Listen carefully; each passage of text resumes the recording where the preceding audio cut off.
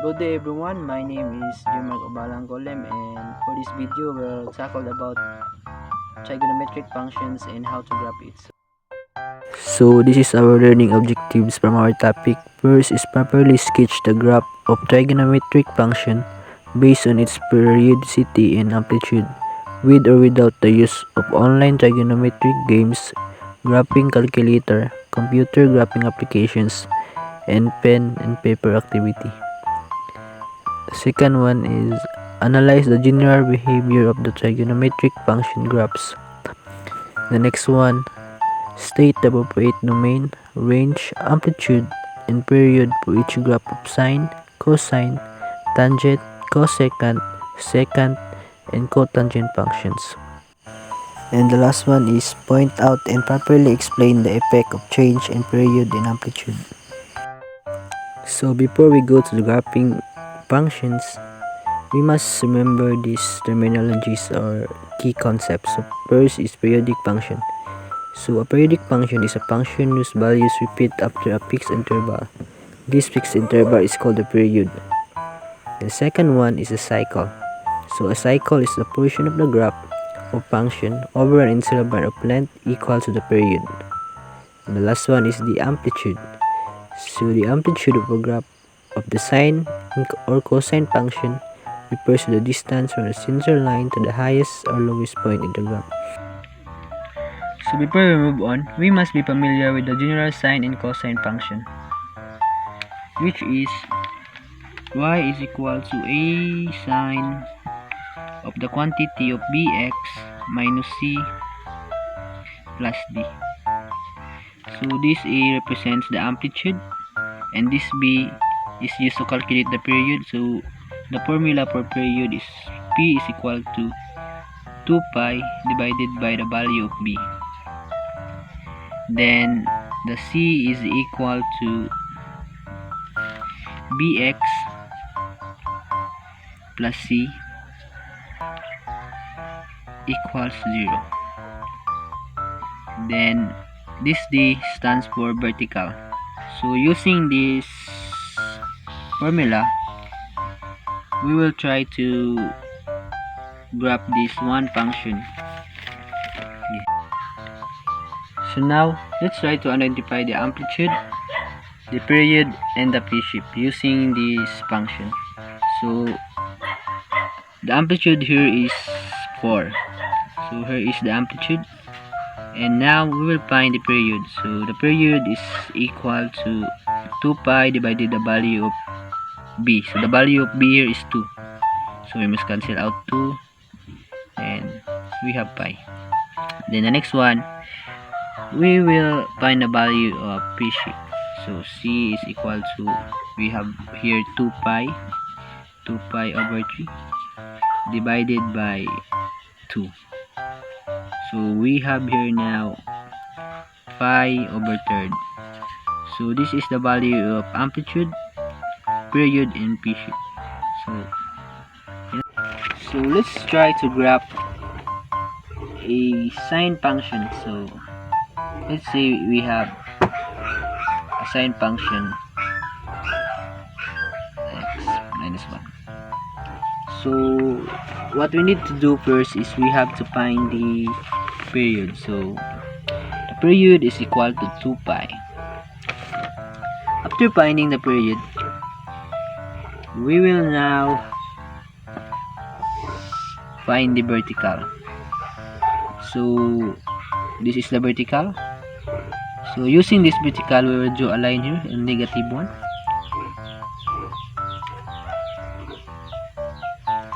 After drawing a line, then we will find the upper limit. So in order to find the upper limit, we will use this value, the negative 1, added by the value of amplitude, which is 2. So our upper limit is equal to positive 1.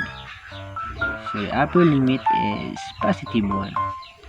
Then next we will find the lower limit. So in order to find the lower limit, we will use this value, negative 1, subtracted by the value of amplitude, which is 2, and we will have a negative 3.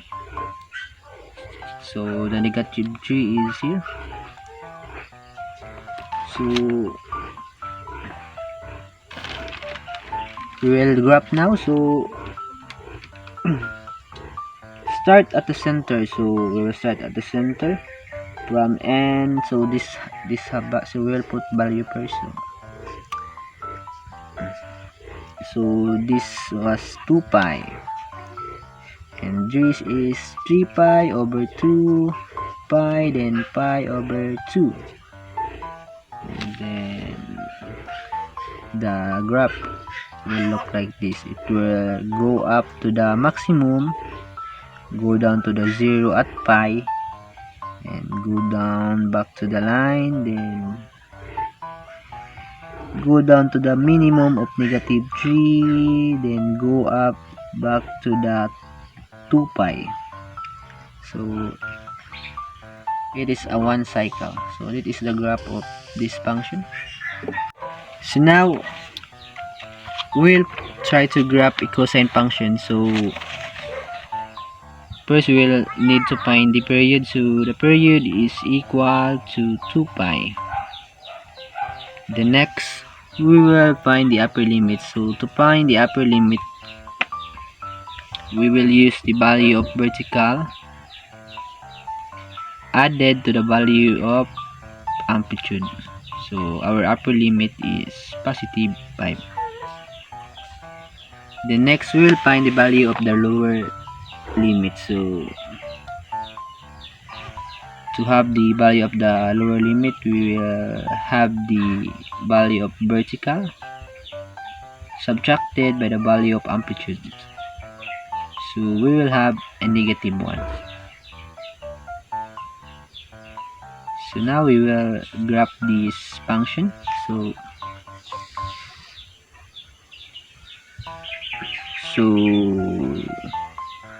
cosine function always starts from above. So here is 5. So this is our point. This is the first point. So and the lower limit is -1. And we will use this vertical so we will use this vertical, so we will draw a line here, +2. Then we will start to graph. So first it will go down to this line and continue to go down to pi. So there is a pi here. Then go back to this line, another point, then go up there, and it is the 2 pi. So as you can see, it has a 5 points, 1 2 3 4 5. So this form is a one cycle. So that is the graph of this function. Next, we will graph a second function. So a second function is the reciprocal of cosine function. So it is 1 over cosine function. So in order to graph a second function, we need to graph first a cosine function. So we'll put the graph here. A cosine function starts from above. So it's a pairing function, so it is +1. Then -1 to the minimum, so it goes down to the -1 minimum, then back to maximum of +1. So from there to there, it is a one cycle. So after having this graph of cosine function, we can now graph this second function. So since this is undefined, we will divide it by 1 divided by 1 is 1. So 1 divided by half is the half, another half here, so we can connect it, and another one here.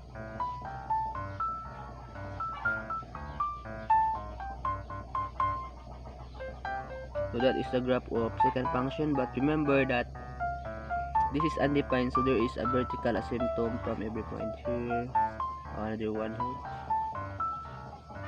here. So and this is 2 pi, and this is pi, and this is 2 pi.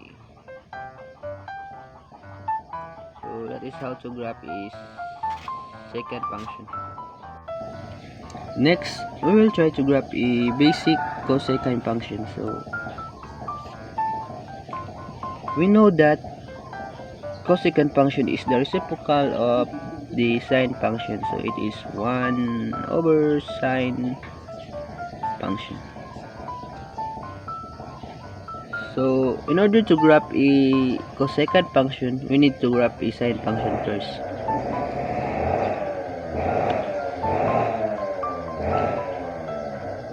So a sine function is a parent function, so it goes between -1 to +1.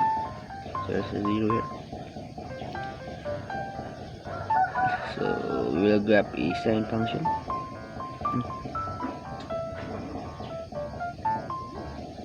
It goes to the minimum of -1, then up again to the maximum of +1.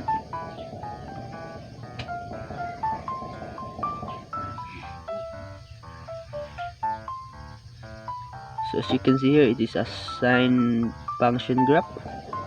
So after having this, we will look at the sine function. So the sine function here is equal to 0, or it's undefined. Since it's undefined, we will put a vertical asymptote to every point here. 1, 2, 3. So we'll put a vertical asymptote. Another one here. Also one here, and lastly here.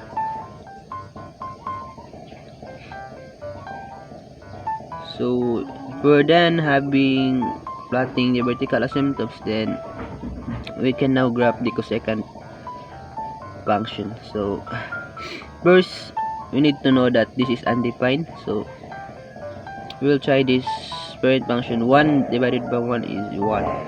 So let's say this is a half. 1 divided by half is a half. Another half here. Then connect. And also.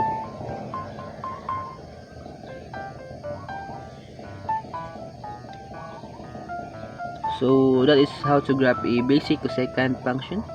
So what if we graph a tangent function? Tangent function. So in order to graph a tangent function, we need to familiarize the unit circle first. So in graphing the tangent function, so let's try to do a coordinate plane here. So basically, if you're graphing a basic tangent function, here is -pi over 2. So it is equal to 0 or undefined in the unit circle, so we will put a vertical asymptote there. Next to it is -pi over 2, over 4 rather. Then this is the -1 and the +1, and right there is the +pi over 4, and this is +pi over 2. So if you look in the unit circle, it is also a undefined or equal to 0, so we will put the vertical asymptote there. So in front of +1, there's dot here, another one from there, then we'll connect it. We'll put another dot, then back. There's also another at the side, but the basic tangent function looks like this. So lastly, we will explain the graph of cotangent function. So we must know that cotangent function is equal to cosine divided by the sine function. So as you can see here, there are 5 vertical asymptotes, 1, 2, and another one here, then 4, 5. So these vertical asymptotes are put to 2 pi, -pi, +pi, and -2 pi because their value is undefined. So As you can see, this curved line here is the graph of cotangent function. So it starts from the side of the vertical asymptotes, then go down to 0, then at the same time at pi over 2, then go down to the side of another vertical asymptote. Then that is the graph of cotangent function. Then we must remember that cotangent function has a cycle in every pi. So if there are another pi here, then it's another cycle. So that's it.